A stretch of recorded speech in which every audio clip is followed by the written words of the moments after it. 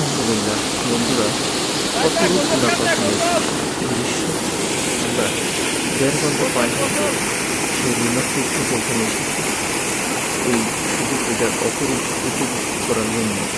নাফাকুল দেখতে এতটাই সুন্দর যে আপনারা যে কেউ গেলে মনোমুগ্ধকর পরিবেশ সবারই ঘুরতে আসবে এবং ভালো লাগবে।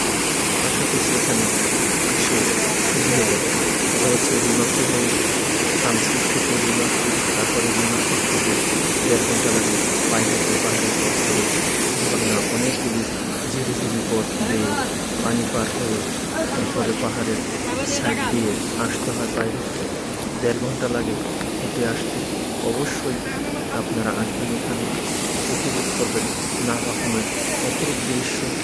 যদি রিমাকেই আসেন আর নাফাকুমে না আসেন তাহলে সেটা অপূর্ণতা থেকে যাবে। তৃপ্তিকর যে মজা, পরিবেশের যে আনন্দ নির্জনের, সেটা উপভোগ করতে পারবেন না। অতএব নাফাকুম আসবেন, নাফাকুমের অপরূপ উপভোগ করবেন।